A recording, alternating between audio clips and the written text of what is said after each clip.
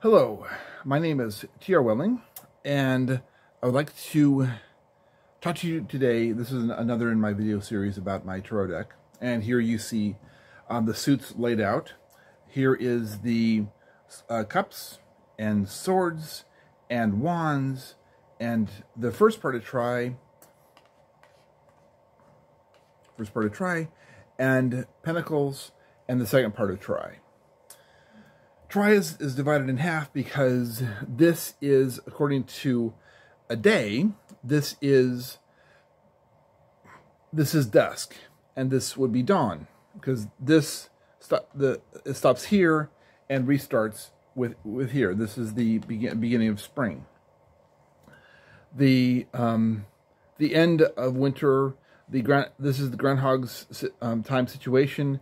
This would be Indian summer, or a more appropriate cultural definition for this. But the name doesn't matter as much as okay, when is it going to get cold? In that 6-week-ish period of time between transitioning from the fall into the fall into winter is this, and winter into spring is this time. So this is also a representation of the Freemasonic J and B and J dot. It doesn't mean that. It means it's whatever ancient language was used during the construction of King Solomon's temple. May or may not have been Hebrew. Most likely not. The word B has meaning, as Masonic specifically meaning, and the word J has a Masonic specifically meaning, and you can find this in the Rider-Waite deck. You can find I think it's the High Priestess that's sitting on her throne, and there's two pillars behind her, and one of them says J and one of them says B, or in the other direction. It's an acronym of BJ, but it doesn't mean the other. It means this. It's Masonic. It's King Solomon's temple, and the Temple of Venus is very, very likely the Temple of Venus is most likely a copy of King Solomon's temple. But however, this is specifically to another thing. In the year, this in the day, this is dusk, this is dawn to morning. This would be night and the appropriate. So anyway, this specific video is not about that. This specific video is about the layout patterns. These cards are the 1. This is the 1, this is the 2, this is the 3, this is the 4, 5, 6, 7, and 8. All the 1s mean priorities. So the priorities of Pentacles, the priorities of Try, the priorities of Wands, the priorities of Swords, the priorities of Cups. Now you have a friend of mine has a thing about numerology and license plates and such. And there's several times that this person has pointed out collections of letters, collections of numbers, excuse me, like 3 3s or 3 5s, 3 7s, 3 8s, and such. Well, that would be a collection of, this section is 8s. Well, there's 3 here divided by the try, and then there is an 8 here. So you mathematically take these together, and you have the first 8, the try of the first 8, the try of the second 8, the try of the third 8. Not the try, the 1, 2, 3, 4, 5, 6, 7, 8 of this of the sequence. But this would be now This deck is not based on Arabic number system. This deck is based off the Elder Futhark system. And the Elder Futhark system is not based on a 10-based number system. It's based on an 8-based number system. So since it's based on an 8-based number system, then it's also based on the EIGHT in the Elder Futhark is not EIGHT. The spelling of the word that indicates that these 8 symbols, EIGHT symbols, are working together in tandem is AETT, which sounds basically the same as it's At versus 8. Sounds very similar, but spelled very differently. So this would be center, this would be up, down, left, right, back, forward, destination. And all 8 of them mean the same thing. So if you have, say, 3/8, then that's most likely baseline measurement is that it has, this would be the first 8, this would be the second, this would be the first of those triple number sequences. This would be the second triple number sequence, and this would be the third triple number sequence. Or in the Elder Futhark, it would be the first 8, the second 8, and the third 8, AETT, and that AETT would be that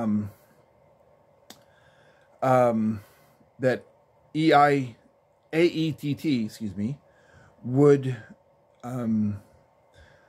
indicate a functionality and structure of what these things mean together. So you have, if this, just for a momentary example, if you have a Fehuz 8, say the cups is Fehuz 8, this would be Hagalaz's 8, this would be Tier's 8. That would be priorities, strength, boundaries, communication, sound waves, acoustics, acoustical interactions, which brings me to an interesting idea about the Temple of Venus, the Temple of Solomon, and in spaceflight rocketry needing to have a square wall of water below the rockets when they ignite, to be able to keep the acoustics down and to dissipate the heat from the intensity of the rockets trying to push up a multi-million-pound spacecraft off the launch pad and into orbit. Then you have 5, which means physical journey. 6 would be the knowledge of gained from experience. 7 would be partnerships, connections, communications, partnership communication, as in how do we interact with each other?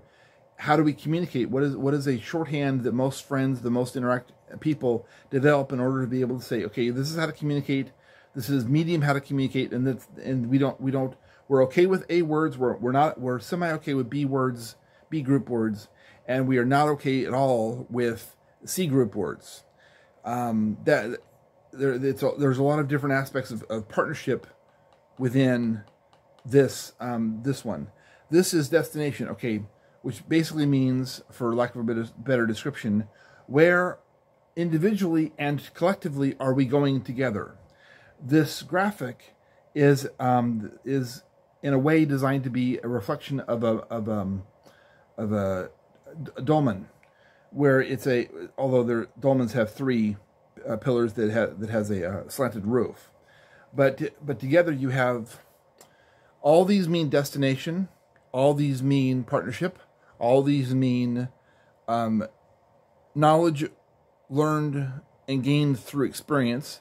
This is going on a physical journey. These all mean communication, language, linguistics, interaction. How do I communicate with myself to best understand what's going on? How do I communicate with others? And does the way they communicate and the way I communicate work together in order to be able to achieve better goals than just a basic kind of human interaction of eat, sleep, and other? Setting boundaries, setting priorities. The the priorities of boundaries. Okay, okay, Group A, what do you consider okay? What do you consider safe? What do you consider acceptable behavior? Group B is gray area. Sometimes it's not okay, sometimes it is okay, depending on situation. Group C is never okay at all, period, point blank in a story, except in incredibly rare situations. Well, you have to establish your boundaries, and this is all about establishing boundaries. This is all about establishing strength. Finding your strength. Your strength is not the same as somebody else's strength. How you do things, how you process, how you live your life, the strengths that you rely on to be able to achieve what you need to achieve, you learn that here.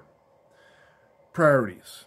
Now, I went through it this direction and then this direction for a reason. You take, what are the priorities of cups? What are the priorities of your, because cups is a representation of your emotions. So you have, what are your priorities of emotions? How do you apply the strengths of those priorities? How do you find the boundaries of your emotions? How do you communicate with both yourself and or others around you what your priorities are? How do you walk the path of your priorities?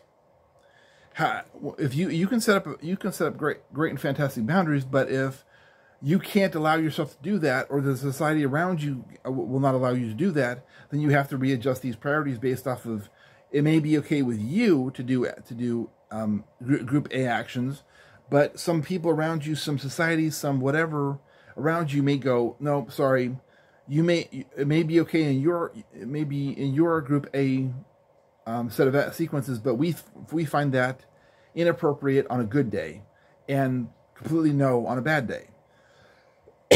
So you have to walk that journey and figure out what's okay with you, what's okay with the people around you, and how do you interact with people, knowing that you have a set of ABC group priorities that need to be expressed, and how do you express those the correct way. That's where the knowledge comes in. You have knowledge. Well, knowledge is where knowledge comes from, where knowledge is acquired, is being able to start mentally balancing. You start mentally balancing this journey, priorities, strength, your boundaries, how to communicate your boundaries, how to communicate your strengths and your priorities to walk the path. How do you then mentally go, okay, these people, these situations are good, these situations are bad, these situations are neutral.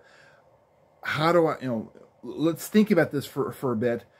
Do the mind stuff. Let's do the calculations within ourselves as to what's okay and what's not okay. Then you restart your journey. You have to restart your journey in order to be able to go, okay, who do I want to hang around? Who do I want to interact with? Who do I not want to interact with? And who are okay to interact with, based on mood and talent and skills and what they do and how they operate. I'll give you an example. I am not a sports person, so if I start hanging around people who are sports people, we run out of things to talk about extraordinarily quickly, because they want to talk about things that I couldn't care less about if you paid me to. I want to talk about things that they're going, I couldn't care less about that if you paid me to care less. So therefore, I want to talk about part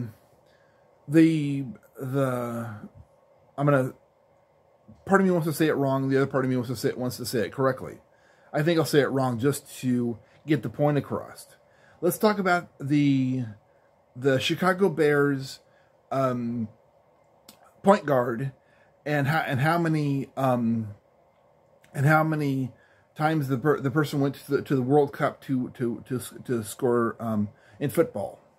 Now, I know I used 3 or 4 different sports in the same analogy to be able to point out the fact that I am not a sports person. I know enough to be able to converse in a basic level, but I don't like it. Other people know exactly. Okay, I could say who was the center for the Chicago Bears in 1980, And the answer for Chicago Bears fans or football fans, the answer is automatic, done deal. They can say the answer before I'm done with the sentence. Or who was the center for the Chicago Bulls for in 1950, say, or if the team even existed in the 1950s. Well, if I don't like sports, then this group of people that I have interacted with, we have nothing to talk about, unless they want to talk about things that I want to talk about. I'm speaking in a language that they're not interested in talking about. They're speaking. I'm speaking. It doesn't work. So you have to find people that will talk about things that you want to talk about, interact with in the ways that you want to interact with, follow similar rules of life etiquette that you want to. They have their group A. Yes, let's do that. Let's do more of that. Is more in line with what you want to. Their group B is in line with is in line with yours, and their group C is also in line. You also have this part, which is destination. Some people are just fine and dandy, living their life. They go to work. They go to some. They work in some factory or some shop or some place, and they come home and they go to the pub or go to the bar, and they watch sporting events, and they live a life. Well, there's other people in life who that's their definition of hell. And other people like me who sitting in a room for days on end, thinking about stuff and drawing and writing stuff down and writing hundreds, if not thousands of words down, to the people that I just described a little while ago, that's their definition of hell. Sitting in a room watching TV and then writing this stuff down, creating these graphics and such.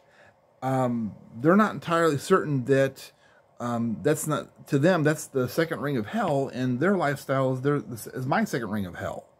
So you have to be surrounded. You have to surround yourself with the correct type of partners, but you have to determine that by thinking it through to be able to find the correct groups to be able to interact with, by setting your priorities the best way possible in order to be able to achieve the external goal that you individually and they all want to interact with together. Swords is the same way. The suit of swords is, this is about emotion. This is about skills. This is about refining those skills into precise aspects. Pushing a broom is a skill. Learning how to operate a machine is a more impressive, more detailed, more complicated skill. Then there is the transition into scholastics.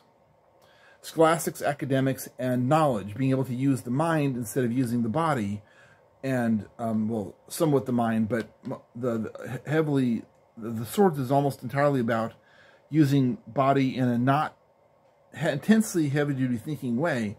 This is all about using the mind to think and to contemplate and to scholastic and to apply the lessons of here to not only yourself but everyone around you to make the species better through what you think about or how you can help those who do have a better capacity to think than you do. You all work together. You scholastically help them. You fuel their abilities to think better by doing the tasks that they're too busy to do, or they don't have, or they have no ability to do that task. So they're good at sitting at their desk and writing papers down, but they have no idea how to make themselves some types of foods, or they have no idea how to make sure the floor is swept. They have no idea how to go get the paper or the supplies to be able to continue doing the work that they need to do.